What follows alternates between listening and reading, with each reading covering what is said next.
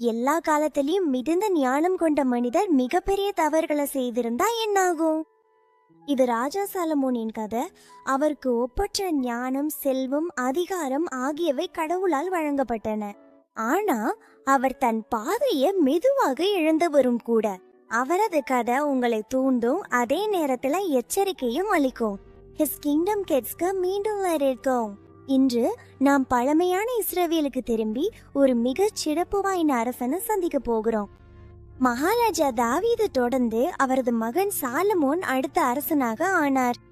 இவ்ளோ இளம் வயதுல இவ்ளோ பெரிய பொறுப்பா அவருக்கு வந்துட்டு. தாவீது ஒரு வலுவான ராஜ்யத்தை உருவாக்குனா, ஆனால் இப்போது இஸ்ரவேல் மக்களை வழிநடத்தும் பொறுப்பு சாலமோனுக்கு வந்தது. தன் தந்தைய போல நல்ல அரசனாக எப்படி இருக்க முடியும் என்று சாலமோன் பல நாட்கள் யோசித்தார். சாலமோ இளம் வயதிலும் அனுபவமற்றவரும் இருந்த அவர் தனக்கே எல்லாவற்றையும் செய்ய முடியாது என்பதை அவர் அறிவார். அவருக்கு உதவி தேவைப்பட்டது. ஒரு இரவு கிபியோனில் தங்கி இருந்த போது அதிசயமான ஒன்று நடந்தது.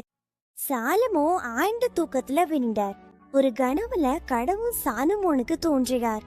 அத ஒரு முறை நினைத்து பார்த்த பிரபஞ்சத்தை உருவாக்கியவர் அவரிடம் பேசினார். கடவுள் அவரிடம், நீ என்ன வேண்டுமானாலும் கேள், நான் அதை உனக்கு கொடுப்பேன், எதுவாக இருந்தாலும் பரவாயில்லை என்று சொன்னார். சாலமோன் பல விஷயங்களை கேட்டிருக்கலாம்.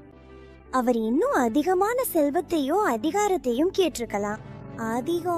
அதிகம் நீண்ட நாட்கள் வாழ வேண்டும் என்று கூட கேட்டிருக்கலாம்.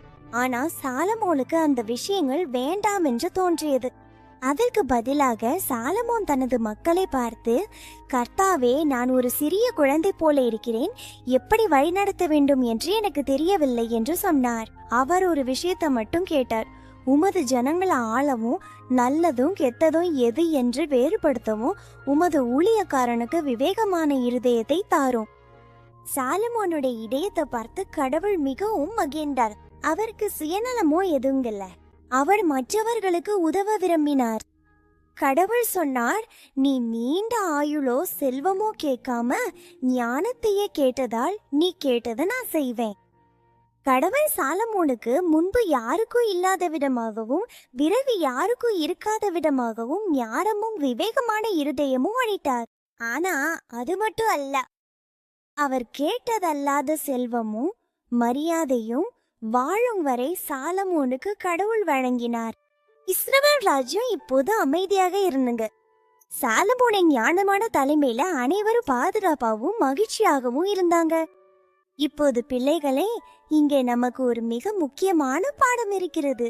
சாலமோ உண்மையான ஞானம் கடவுளிடமிருந்து வருகிறது என்பதை அறிந்திருந்தார். நாம் கடவுளிடம் உதவி கேட்டு மற்றவர்களை முதல்ல வைத்தால் நம்மால் நினைக்க முடியாத விதங்கள்ல நம்மை ஆசிர்வதிக்க அவர் மிகவும் மகிழ்வார்.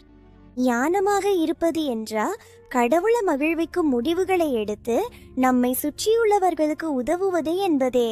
இது சாலமோனின் பயணத்தின் ஆரம்பம் மட்டுமே. ஆனா அடுத்ததாக என்ன நடந்தது? அவர் எப்படி அந்த மகத்தான ஆலயத்தை கட்டினார்? சிறுவர் ராஜா சாலமோனின் கதையின் 2ஆம் பகுதியை இங்கே His Kingdom Kids தொடருங்கள். இந்த கதையை உங்க நண்பர்களுடன் பகிர்ந்து லைக் செய்து சப்ஸ்கிரைப் செய்ய மறக்காதீர்கள். அடுத்த முறையில சந்திப்போம் பிள்ளையே.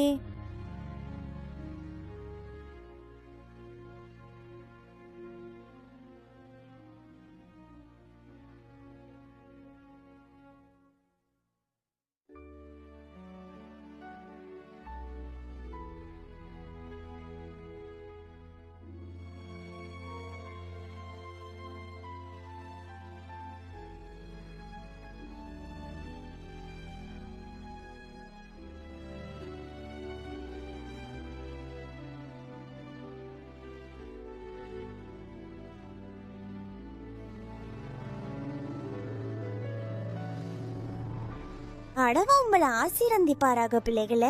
அடுத்த முறையில சந்திப்போம். மீண்டும் வரவேற்கிறோம். கடந்த முறையில இளம் ராஜா சாலமோன் தன் மக்களை நன்றாக வழிநடத்த கடவுளிடம் ஞானம் கேட்டதை நாம் பார்த்தோம். அவரது மனது மிகவும் நல்லதாக இருந்ததால் கடவுள் அவருக்கு மற்ற யாருக்கும் இல்லாத அளவுக்கு அதிக ஞானத்தையும் செல்வமும் மரியாதையும் வழங்கினார். சாலமோனின் அதிசயமான ஞானம் பற்றிய கதைகள் விரைவில் எல்லா இடங்களிலும் பரவ தொடங்கின.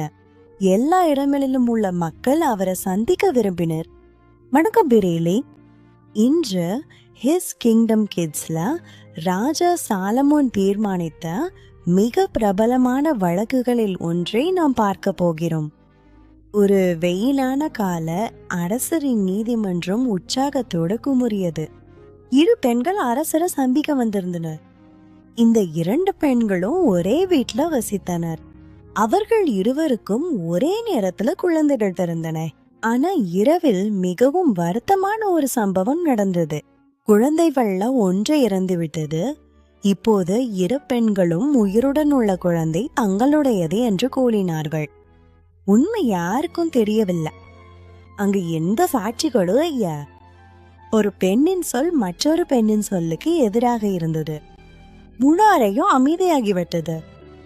எப்படி யாராவது உண்மையான தாயார் யாருன்னு கண்டுபிடிக்க முடியும்? முதல் பெண் அழுது கொண்டு, இந்த குழந்தை எனது, நான் தூங்கிக் கொண்டிருக்கும் போது அவள் அதை என்னிடமிருந்து எடுத்துக்கொண்டாள் என்று கூறினாள். 2வது பெண் குழந்தைய இறுக்கமா கட்டி பிடிச்சு, இல்ல, இறந்த குழந்தை உன்னுடையது, இந்த உயிருள்ள குழந்தை எனது என்று சொன்னாள். இது மிகவும் கடினமான புதிராக இருந்தது. ஆனால் சாலமோன் கவலைப்படவில்லை. அவர் ஒரு கணம் கண்களை மூடி யோசித்த. திடீரென சாலமோன் ஏந்த.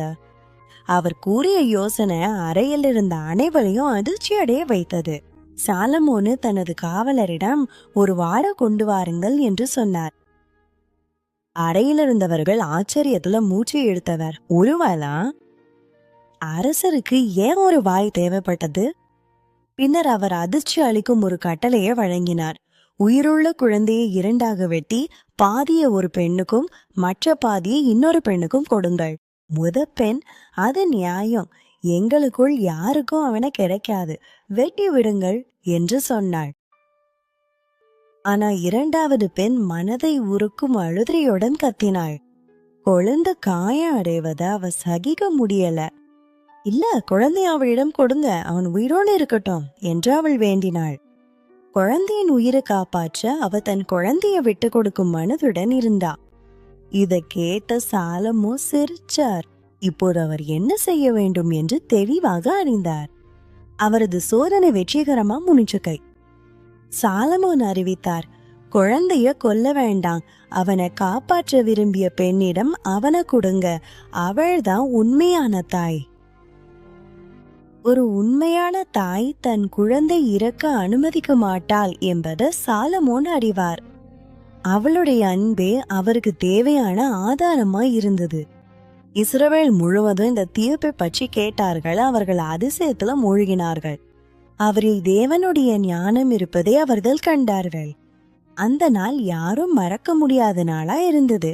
புத்திசாலி அரசனும் 2 தாய்மார்களும் பற்றிய கதை நாடு முழுவதும் பரவியது.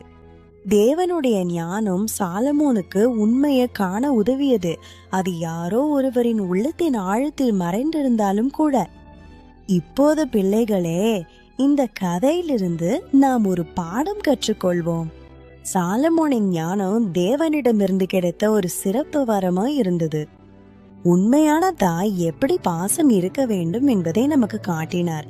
தன் உணர்வுகளை விட மற்றொருவரின் உயிரை முன்னிலைப்படுத்தினார். நமக்கும் தேவனுடைய ஞானம் இருந்தா அந்த மாதிரி அன்பு செலுத்த கற்றுக்கொள்ள முடியும். நாம் சரியானதும் கருணையுள்ளதும் செய்ய கற்றுக்கொள்ளலாம். உங்களுக்கும் தேவன் ஞானம் தர விரும்புகிறார்.